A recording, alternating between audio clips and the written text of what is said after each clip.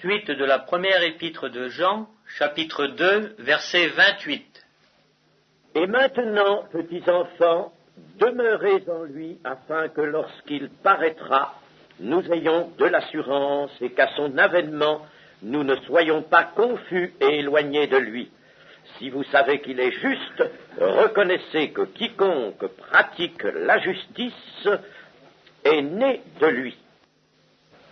Voici maintenant Jean, l'apôtre, l'auteur de l'épître, se tournant vers le futur. Il a envisagé le passé, les racines sont dans le passé, il a envisagé le présent, le maintien, et maintenant, il se tourne vers l'objet de l'espérance chrétienne.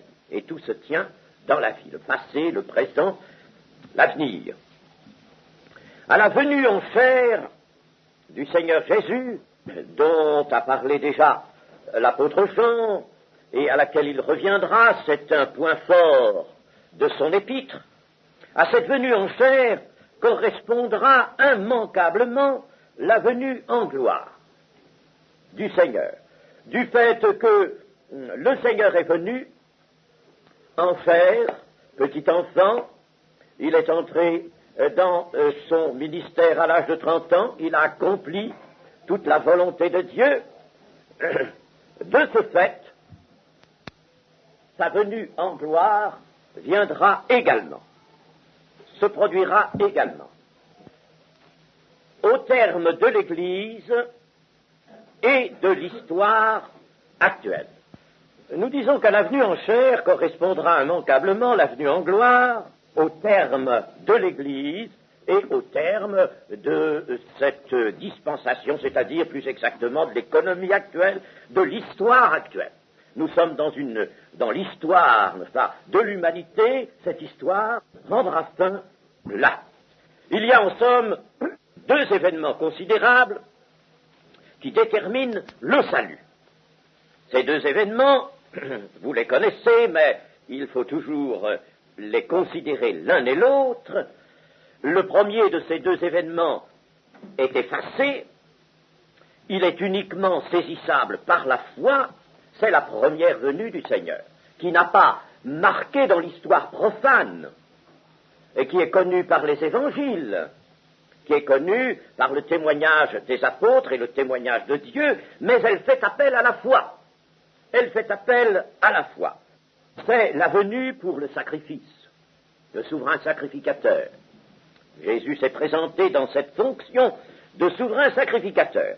C'est donc, je dis, la première venue, un événement effacé. Un événement qui est saisissable par la foi. Dieu veut qu'on le saisisse par la foi. Vous n'aurez pas de miracle, vous n'aurez pas d'éclat. Vous demandez un miracle, vous n'en aurez pas. Vous aurez le miracle de Jonas. Jonas qui a été 3 jours et 3 nuits dans le ventre d'un poisson. De même, le Fils de l'homme sera 3 jours et 3 nuits dans le sein de la terre. Voyez ce passage à travers la mort et la résurrection, saisissez cela par la foi, voilà ce que Dieu vous propose, pas autre chose.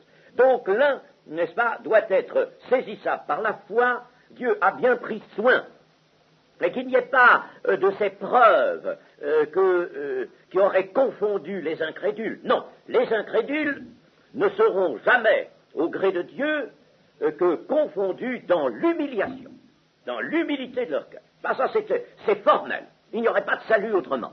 Le cœur de l'homme ne peut pas être changé s'il n'est abaissé. L'autre événement, le second, est un événement qui, au contraire du premier, est éclatant. Un événement éclatant. Tout œil le verra. C'est l'événement éclatant, celui-là, parce que la foi est finie. Le temps de la foi est terminé. Le temps de la patience de Dieu se terminera là.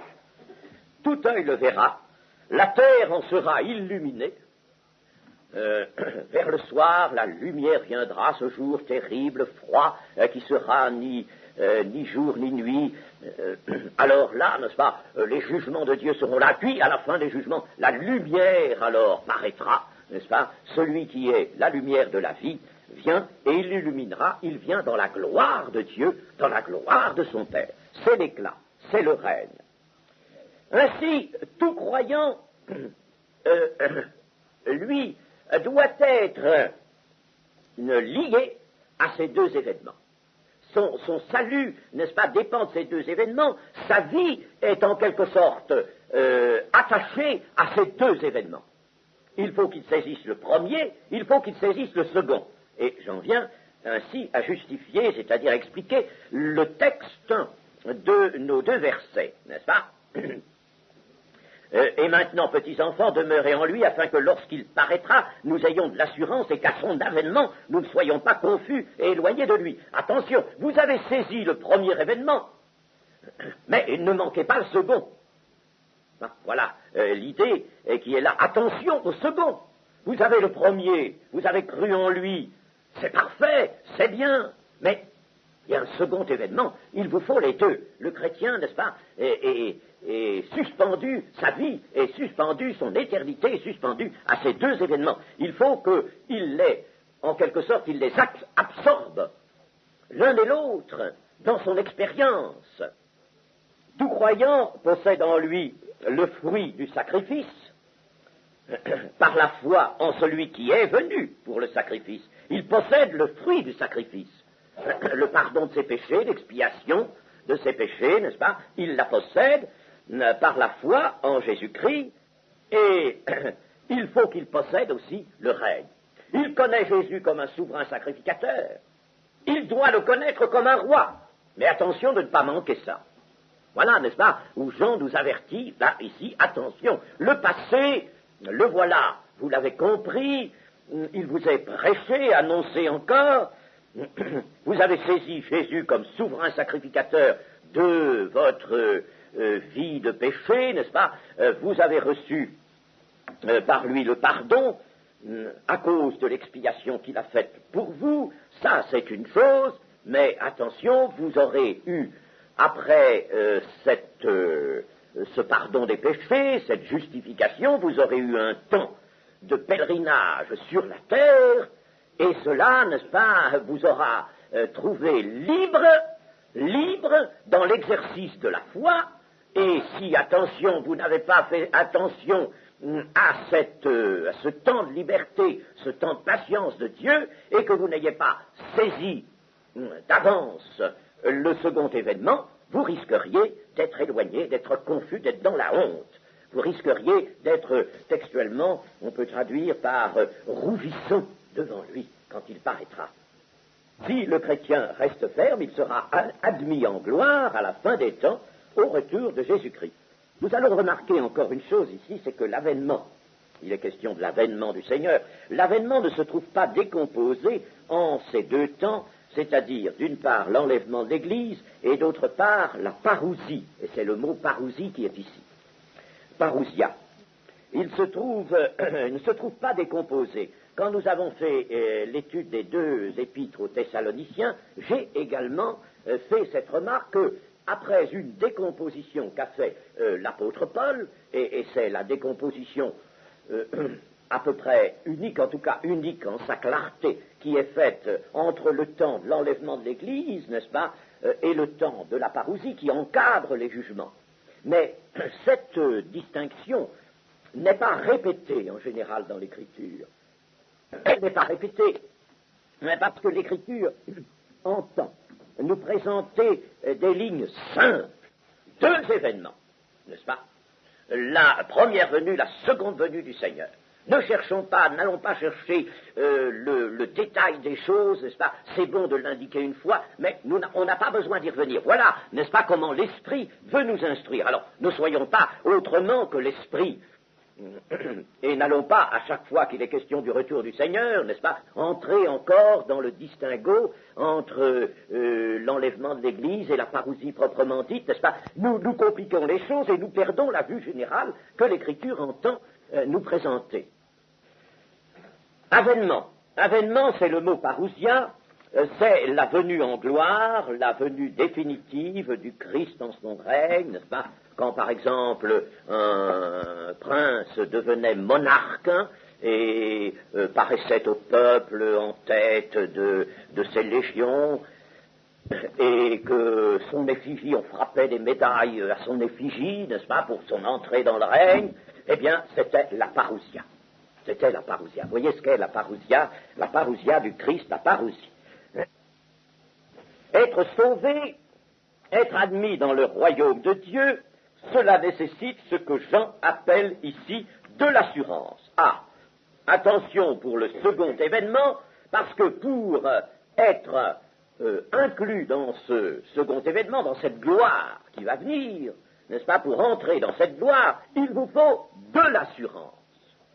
Ce qu'il appelle ici de l'assurance. Ça se traduit, on peut traduire littéralement par plusieurs mots, enfin disons, liberté, de la hardiesse, un front ouvert, non pas un front baissé, mais un front ouvert, n'est-ce pas, libre de cœur, voyez-vous, n'est-ce pas, le cœur léger, le cœur libre, n'est-ce pas, par opposition à celui, n'est-ce pas, qui est dans la honte, qui rougit quand son maître arrive. Voyez-vous, voilà l'opposition qui se trouve dans ce texte. Confus, éloigné de lui, c'est-à-dire avoir honte lorsqu'il viendra, avoir honte sur soi-même, naturellement, avoir honte de la vie que l'on aura menée. Il sera trop tard à ce moment-là pour faire quoi que ce soit, n'est-ce pas? Avoir honte, on constatera que l'on a gaspillé, perdu le temps de son pèlerinage et que l'on n'a pas manifesté la foi par les heures. Le Seigneur ne pourra pas, absolument pas, se déclarer en communion avec l'infidèle. Vous savez, il faut toujours rappeler ce que Jésus a dit lui-même, n'est-ce pas? C'est tellement net, c'est tellement clair, dans Matthieu 7, verset 22. Plusieurs me diront en ce jour-là, c'est-à-dire le jour où il viendra, plusieurs me diront, Seigneur, Seigneur, n'avons-nous pas prophétisé par ton nom? N'avons-nous pas chassé des démons par ton nom? Et n'avons-nous pas fait beaucoup de miracles par ton nom? Et c'était ici, n'est-ce pas, le moyen de caractériser qu'on était dans l'Église, qu'on avait bien tout de même saisi le nom du Seigneur, puisque par ce nom, on a pu faire des miracles, on a pu prophétiser, on a pu chasser des démons. Alors je leur dirai ouvertement, je ne vous ai jamais connu, retirez-vous de moi, vous qui commettez l'iniquité. Je ne vous ai jamais connu, c'est-à-dire je n'étais pas dans la communion et je ne puis pas être maintenant dans la communion avec vous.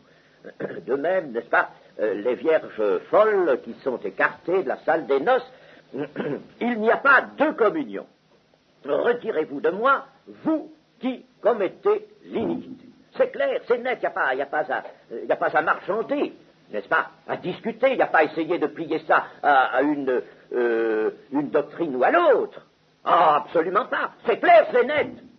Quelqu'un, n'est-ce pas, qui se présentera et qui, au long de son pèlerinage depuis sa conversion, aura toujours, n'est-ce pas, pataugé dans l'iniquité, ce sera en quelque sorte maintenu dans l'iniquité et non dans la justice, eh bien celui-là, il aura beau avoir pu saisir par la foi, je dis bien par la foi, n'est-ce pas, des choses extraordinaires. Paul envisage même que par la foi, on puisse déplacer les montagnes, qu'on puisse parler toutes les langues, des hommes et des anges, n'est-ce pas? Il aura pu faire tout cela s'il a commis l'iniquité. Le Seigneur lui dira, retirez-vous de moi, retirez-vous de moi. Il sera confus et éloigné du Seigneur. Voilà ce que Jean veut dire ici à son tour. Alors, ça, c'est pas la peine de faire de la doctrine, c'est pas la peine de discuter, c'est ça dans les Écritures, c'est pas autre chose. N'est-ce pas? Moi, je suis absolument horripilé par tous ces gens, n'est-ce pas, auteurs ou autres, qui veulent discuter ces choses. Ça ne se discute pas. C'est clair, c'est net. N'est-ce pas? Là, il va nous dire, si vous savez qu'il est juste, reconnaissez que quiconque pratique la justice est né de lui. Celui qui ne pratique pas la justice n'est pas né de lui. Appliquons ça à nous-mêmes, recevons-le comme un avertissement, il est tranchant certainement, n'est-ce pas, mais recevons-le tel qu'il est. Il y aura, nous le savons, n'est-ce pas, par deux passages, notamment des épîtres de Paul, il y aura comparution devant le tribunal de Christ. C'est ainsi que la chose est présentée, n'est-ce pas, nous voyons déjà un peu cette comparution, n'est-ce pas, des hommes, des croyants, n'est-ce pas, enfin des croyants, des membres, des gens qui se voyaient membres de l'Église et qui avaient même saisi la puissance du nom de Jésus et qui disent, ah ben Seigneur, tu vois, nous sommes des tiens, n'est-ce pas, Tu nous prends maintenant, n'est-ce pas? Nous entrons parce que, tu vois bien, nous avons fait des miracles, nous avons chassé des démons. Retirez-vous de moi. Ça, c'est un jugement. Voilà le tribunal de Christ. 2 Corinthiens 5 et verset 10 nous dit ceci. Car il nous faut tous comparaître devant le tribunal de Christ, et ça c'est tous, c'est à l'Église que c'est dit, n'est-ce pas? Nous faut tous comparaître devant le tribunal de Christ, afin que chacun reçoive selon le bien ou le mal qu'il aura fait étant dans son corps. Selon le bien ou selon le mal, n'est-ce pas? S'il a fait le mal, il s'est maintenu dans l'iniquité, pas question d'entrer dans la vie, ce n'est pas possible. Il faudrait que Christ, n'est-ce pas, se déclare en communion avec un infidèle, avec quelqu'un qui s'est tenu dans l'iniquité. C'est impossible. C'est impossible. Absolument impossible. Donc il y aura ce tribunal de Christ qui est annoncé. Il faudra pouvoir, par conséquent, être libre et assuré, avoir de l'assurance, être libre, ne pas être meurtri, ne pas être sous le poids, sous le fardeau, n'est-ce pas, d'une responsabilité qui provoque la honte. Alors là, cela nous éloignerait de lui. Être libre, au contraire de cela, être tranquille, heureux, au jour de Christ, à la parousie. Vous savez qu'il est juste, reconnaissez que quiconque pratique la justice est né de lui. Jean précise comment le chrétien sera en état de parésia, n'est-ce pas? Cet état qui est traduit par assurance, comment sera-t-il dans cette situation, dans cet état-là? Il sera en état de parésia s'il est vraiment né de Dieu et que cela se soit manifesté par la pratique de la justice. Ainsi Jésus jugera selon ce qu'aura été l'œuvre de chacun devant la justice. Il jugera selon ce qu'aura été l'œuvre de chacun. Il est juste, il fait application de la justice. Si vous savez qu'il est juste, reconnaissez. Il ne peut pas en être autrement.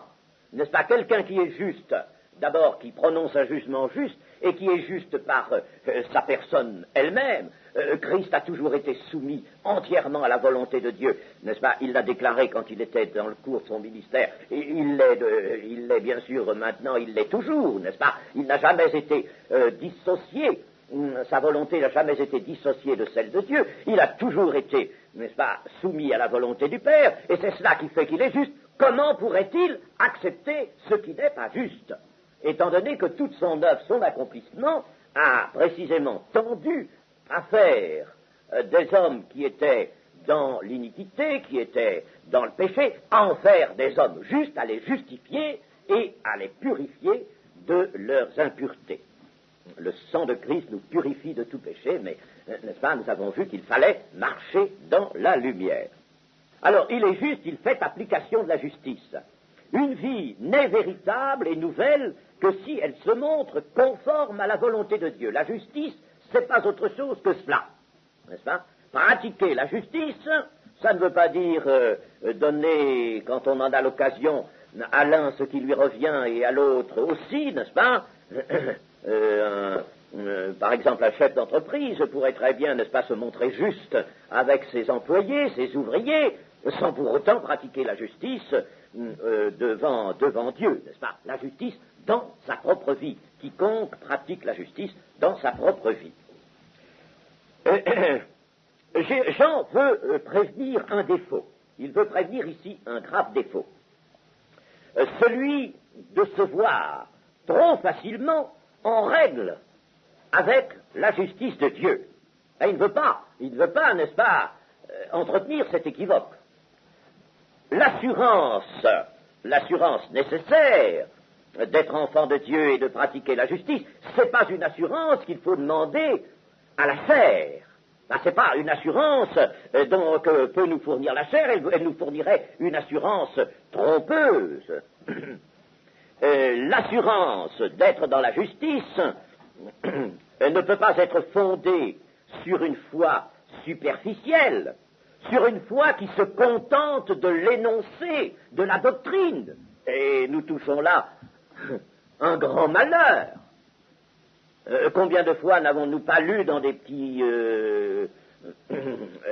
papiers, des traités ou dans toutes sortes, n'est-ce pas, de livres, de petits livres, n'avons-nous pas lu quelque chose, par exemple, comme ceci? Eh bien, l'Écriture dit, n'est-ce pas, que vous êtes enfants de Dieu, elle vous en donne l'assurance parce que vous avez cru en lui, vous croyez que Jésus, vous êtes enfants de Dieu, et c'est très bien, croyez que vous êtes enfants de Dieu, croyez que vous êtes baptisés dans le Saint-Esprit, croyez ceci, bon, admettez-le, et puis voilà, on énonce les choses, vous croyez cet énoncé, alors vous avez, oh, c'est pas vrai, ah, quelle illusion, l'énoncé c'est une chose, n'est-ce pas? Mais il ne faut pas que le dire, il ne faut pas croire simplement le dire, il faut croire sur le fait.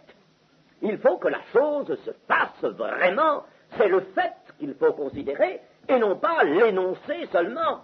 N'est-ce pas? Voyez, je pense que vous saisissez bien. Et malheureusement, n'est-ce pas, il y a dans une partie du monde évangélique, certaines, je ne veux pas les désigner, n'est-ce pas, mais enfin, des gens, n'est-ce pas, qui sont hors du plein évangile, et qui alors, n'est-ce pas, professent un christianisme de texte, un christianisme de doctrine. Enfin, vous admettez la doctrine. Ah, la foi, c'est d'admettre une doctrine. Vous admettez l'énoncé de la doctrine, vous dites, c'est vrai, oui, c'est vrai, bon, eh bien, ça va bien. Alors, vous avez tout. Et puis, si vous vivez, essayez d'arranger ça, de corriger ça. Mais du moment que vous avez cru, que vous croyez ça, vous êtes sauvé. Quelle illusion! Et Jean, n'est-ce pas, veut nous mettre en garde contre cette illusion. L'assurance, n'est-ce pas, qu'il faudra avoir, la parésia, qu'il faudra avoir devant le Seigneur à son retour, ne peut pas être fondée sur une foi superficielle. Il faut vraiment qu'elle soit fondée sur les œuvres justes des saints. Les œuvres justes. C'est-à-dire, n'est-ce pas, il faut bien revenir à cette belle formule de l'évangile de Jean, vous êtes directement passé de la mort à la vie, n'est-ce pas, et la vie, vous allez la manifester. Il faut que la vie soit manifestée. C'est la manifestation de la vie qui va être le test, et non pas le fait que vous avez cru l'énoncé d'une doctrine, que vous avez cru, n'est-ce pas, quelques versets bibliques qu'on vous a présentés particulièrement. Ce n'est pas cela. Les versets bibliques ont été là pour vous éclairer, pour vous informer, mais non pas pour eux seuls accrocher votre foi et eux seuls vous donner un brevet d'enfant de Dieu, n'est-ce pas, et d'héritier du royaume de Dieu. C'est pourquoi, d'ailleurs, n'est-ce pas, le psalmiste demande « Sonde-moi, Éternel, sonde-moi, éprouve-moi ». Pourquoi le psalmiste, n'est-ce pas, c'est la vérité, ça, n'est-ce pas, dans toute l'écriture, est la vérité. Sonde-moi, éprouve-moi. Pourquoi? Parce que je ne peux pas le faire moi-même. Si je le fais moi-même, je vais me tromper. Je vais me dire, eh ben, ça va pas trop mal. Oui, oh ben, ça va, moi, ça va, je vis chrétiennement, je fais rien de mal. Je fais rien de mal. Vous savez qu'ici, souvent, je l'entends encore. Je l'entends quelquefois encore. Ça, n'est-ce pas? Oh, ben, je fais rien de mal. Mais, Seigneur, sonde-moi, éprouve-moi. Si c'est ton esprit qui me montre ma vie, ce qu'est ma vie, devant toi, à ton regard, alors là, je saurai. Là, vraiment, ce sera une vue de l'esprit sur moi. Et c'est cette vue-là qu'il faut trouver. Là, la vue de Christ. Christ disant, je connais tes œuvres. Je sais quel est ton fidèle service, mais je sais aussi ce qui ne va pas. Je sais aussi le danger, n'est-ce pas, qui est en toi. Quelqu'un qui n'est pas parvenu à vivre selon la justice, sauf accident, bien sûr, n'est-ce pas, je ne dis pas d'une façon telle qu'il n'y aurait jamais eu de chute, il n'y aurait jamais eu de petite chute ou d'écart, n'est-ce pas, je ne dis pas cela, mais qui ne serait pas parvenu à vivre selon la justice n'est pas entré dans un changement réel, il n'est donc pas entré dans la vie véritable. Seul celui qui pratique la justice est né de lui. Alors on me dira, mais c'est tellement absolu ça que... Alors là, moi, je vais pas pouvoir me ranger parmi ceux, n'est-ce pas, qui ont pratiqué la justice et qui sont nés de lui parce que il m'arrive, hélas, à tel moment, à tel autre, n'est-ce pas, encore de commettre un péché. Eh bien, je pourrais répondre à cela deux choses, n'est-ce pas?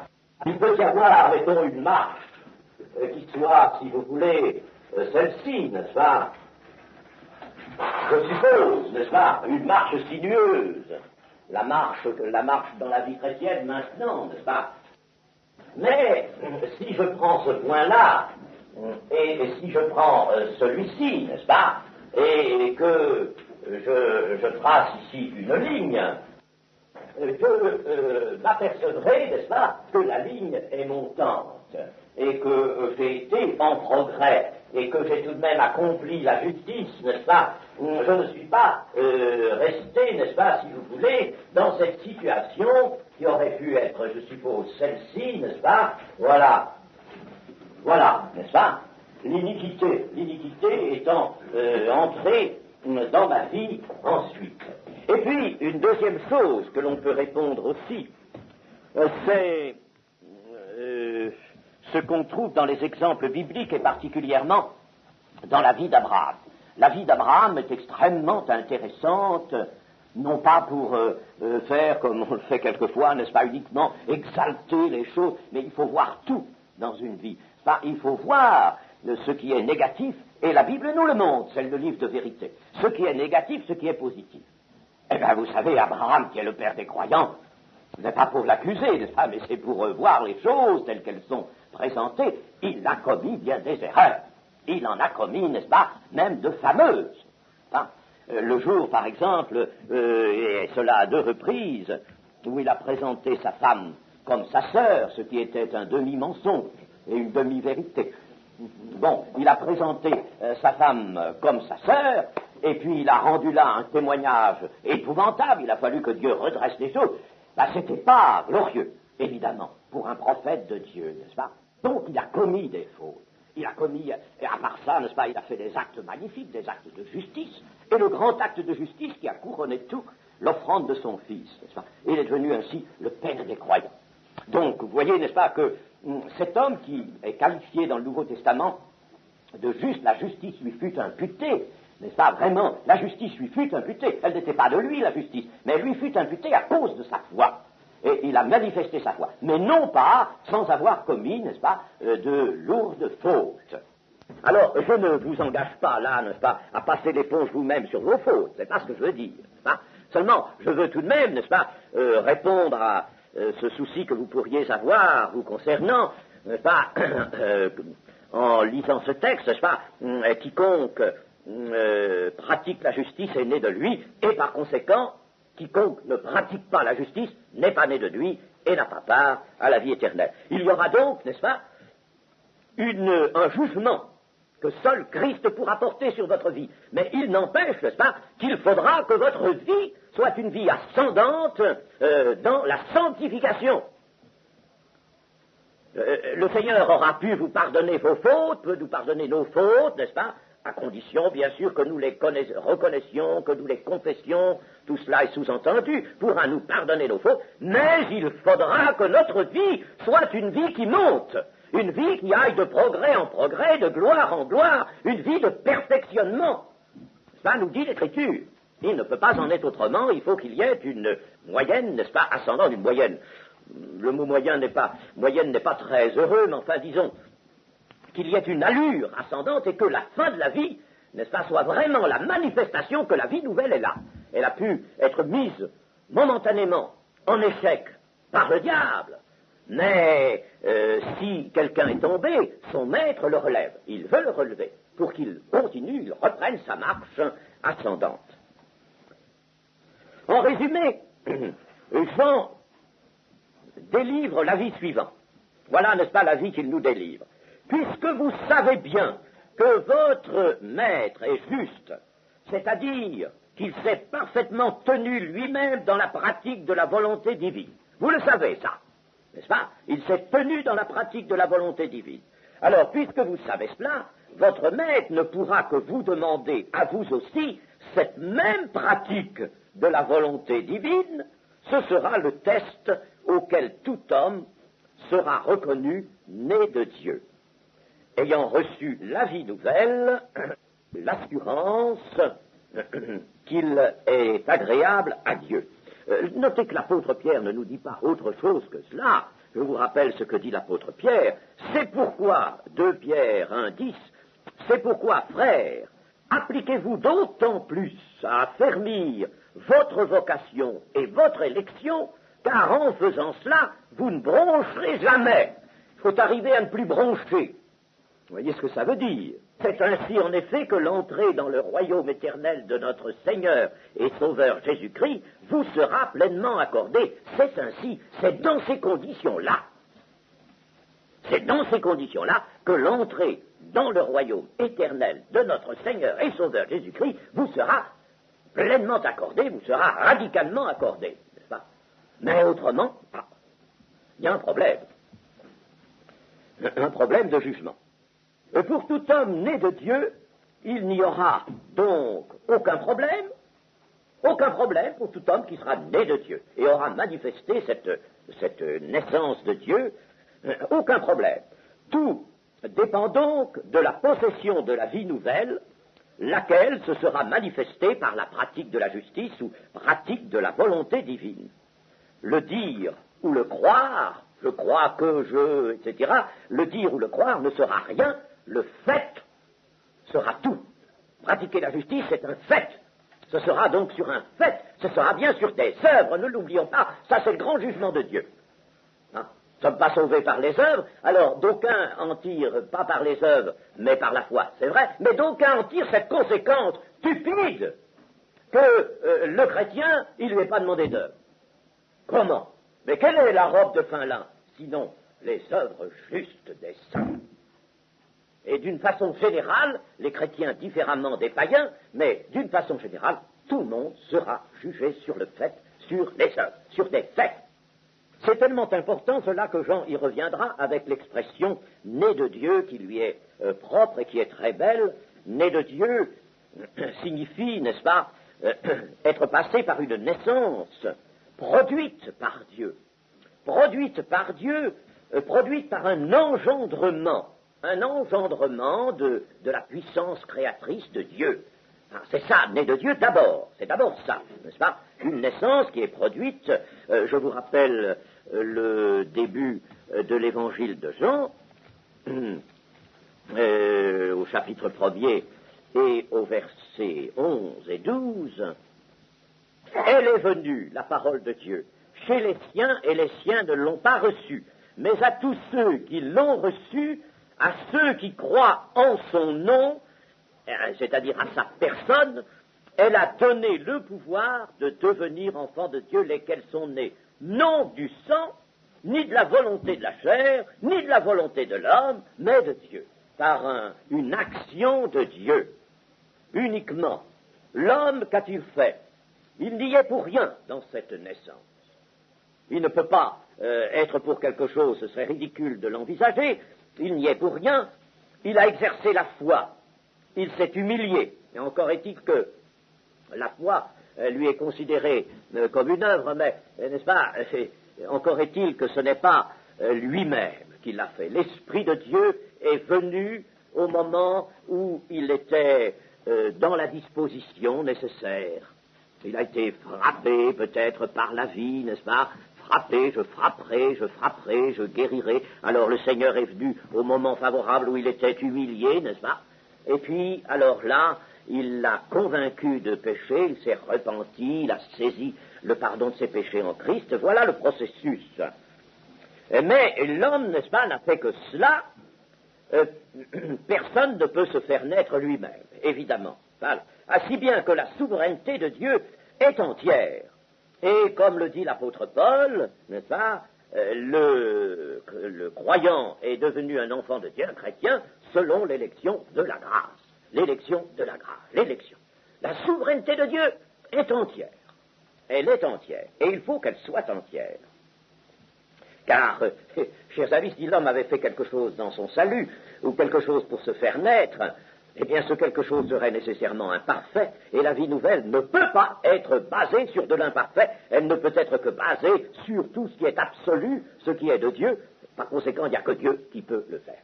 Il n'y a que Dieu, indépendamment de cette pensée que, enfin, il faut pour cela le pouvoir créateur que Dieu seul possède, mais disons, n'est-ce pas, que il faut que ça vienne de l'absolu, il faut que ça vienne du parfait, et par conséquent, il faut que la souveraineté de Dieu soit entière. Oh, ça, il ne faut surtout pas toucher à la souveraineté de Dieu. En outre, cette naissance de Dieu, alors, celui qui est né de Dieu, n'est-ce pas, est entré dans une filiation nouvelle. Voilà deux choses. Non seulement cette naissance est produite par Dieu, n'est-ce pas, Dieu seul, mais deuxièmement, il y a une conséquence, c'est que, en naissant de nouveau, il entre dans une filiation nouvelle et il est appelé enfant de Dieu. Voilà pourquoi il est enfant de Dieu, c'est qu'il entre dans une filiation nouvelle. Ainsi, les efforts humains de renouvellement sont-ils sans efficacité?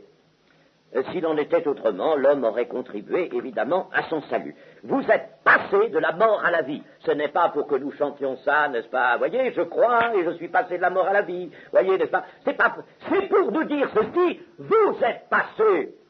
C'est pas vous qui vous passez de la mort à la vie, vous êtes passé par Dieu. Voilà ce que Jésus, n'est-ce pas, a voulu faire entendre. Dieu a raison de cette foi qui consistera à manger ma chair et à boire mon sang, précisera-t-il, n'est-ce pas? Attention, voilà la foi qui sauve. Ben, celle qui mange la chair et qui boit le sang. Bon, eh bien, alors, à raison de cette foi, vous serez passé par Dieu de la mort à la vie. Hein? Voilà, n'est-ce pas, ce qu'il faut bien retirer de ce beau passage, il ne faut pas en abuser. En abuser dans notre dialectique évangélique ou d'évangélisation, abuser de ces formules-là, elles sont beaucoup trop profondes pour qu'on puisse valablement en abuser. Par cette naissance, donc, cette naissance qu'un véritable enfant de Dieu a connue, eh bien, la création déchue meurt en lui. Nous avons tous un morceau, avant d'être convertis, un morceau de la création déchue. Nous sommes issus de la création déchue, nous sommes issus de la première humanité, création déchue. Alors, cette création déchue, avec ses caractéristiques, n'est-ce pas, avec ses impératifs, avec toute sa détermination au mal, cette création déchue meurt. Elle doit mourir. La mort à soi-même, la mort avec Christ, c'est la mort de la création déchue, en soi, pour sa part, n'est-ce pas? Alors, cette création déchue meurt, et la création nouvelle apparaît, la vie de résurrection, c'est l'apparition de la création nouvelle. Mais la vie qui découle de cette naissance ne va pas se maintenir et se manifester par une force propre de l'homme, de même que l'homme n'a pas pu se faire naître de nouveau. Il est passé par son Dieu de la mort à la vie, il n'a pas pu se faire naître de nouveau. Eh bien, de même, il ne va pas se conserver dans la vie nouvelle lui-même par une force qui est en lui. Voilà le problème du chrétien, voilà l'erreur du chrétien. Quand la foi vacille et qu'on en revient, n'est-ce pas, à quelques efforts pour se redresser soi-même, mais on ne fait que s'enfoncer. L'homme ne va pas se maintenir lui-même et manifester la vie nouvelle par une force propre qu'il tirerait de lui, mais uniquement par un fait, un nouveau fait qui suit le fait de la naissance nouvelle, un deuxième fait vient, n'est-ce pas, et ça, alors, c'est dans toute la doctrine, la théologie de Jean, n'est-ce pas, un fait nouveau apparaît pour maintenir la vie, c'est le fait de la communion. Ça, le fait de la communion. Sans ce fait de la communion, il n'y a pas de maintien de vie. La vie, n'est-ce pas, nous ne savons pas, nous ne voulons pas faire une doctrine pour définir toute l'œuvre de Dieu et une doctrine qui aurait la prétention d'inclure, n'est-ce pas, toute la science de Dieu. Non, pas du tout. Mais nous constatons avec l'Écriture qu'il y a un premier fait, dépendant de la souveraineté de Dieu, un premier fait, c'est la naissance que personne ne peut produire soi-même. Un deuxième fait pour rester dans la vie nouvelle, parce que si on entre dans la vie nouvelle pour ne plus y rester, n'est-ce pas, ça ne va pas. Eh bien, c'est le verbe demeurer, n'est-ce pas, qui est encore là dans le verset 28, que nous retrouvons souvent dans les écrits de Jean. Demeurer, n'est-ce pas, demeurer, se maintenir. Alors ça, c'est la communion, et la communion, c'est l'une des grandes leçons de cet épître. naître de nouveau, c'est le premier acte de Dieu pour entrer dans la vie nouvelle, et la communion, c'est le deuxième acte de Dieu, dépendant de la souveraineté de Dieu, pour demeurer. Vous avez tous été appelés à la communion de son Fils. Et là, Jean nous avait dit ceci, notre communion est avec le Père et avec son Fils Jésus-Christ. Et chers amis, je le redis à nouveau, parce qu'une fois, deux fois, c'est pas assez. Là, nous laissons de côté, et ça, n'est-ce pas, le diable vient là avec son cinéma, avec ses tableaux, avec ses séductions, n'est-ce pas, avec ces petites choses qui piquent la curiosité, et avec la curiosité, il nous tient par le bout du nez, n'est-ce pas? Des chrétiens curieux, oh, chers amis, affreux! Nous avons de la curiosité souvent pour des aspects nouveaux de la doctrine, des aspects pernicieux, diaboliques même. Ah, la curiosité qui appâte les chrétiens. Ils courent partout avec la curiosité. Chers amis, non, la parole de Dieu est là, la parole qui nous a engendrés, nous l'avons déjà dit, c'est elle qu'il faut garder, maintenir en soi, et c'est elle qui nous montre la communion, deuxième acte de Dieu pour rester dans la vie nouvelle. Dieu reste Dieu. Ne croyons pas que Dieu puisse être autrement que lui-même. Il reste lui-même. Tout dépend de lui par Jésus-Christ. L'homme demeure la créature. Dieu reste Dieu, l'homme reste créature. Il n'est pas le créateur, il est la créature. Et il demeure la créature que seul Dieu peut animer et faire vivre en vie nouvelle, mais à condition que l'homme se prête à la communion. Le succès de cette vie vient donc du lien homme-Christ. Le lien homme-Christ, n'est-ce pas? Ce lien, c'est lui qui est le succès de la vie nouvelle. La victoire vient de Dieu en Jésus-Christ, la victoire sur le mal, la victoire pour manifester vraiment la vie nouvelle. Il faut une victoire, elle vient de Dieu en Jésus-Christ. L'homme de foi dans la communion en est en somme la manifestation. L'homme de foi qui est placé dans la communion au Fils et au Père, il manifeste la vie nouvelle. Ainsi, quiconque pratique la justice est né de Dieu, et la phrase se retourne, ce quiconque est régénéré, et la justice qui se manifeste en lui est l'œuvre de Jésus-Christ.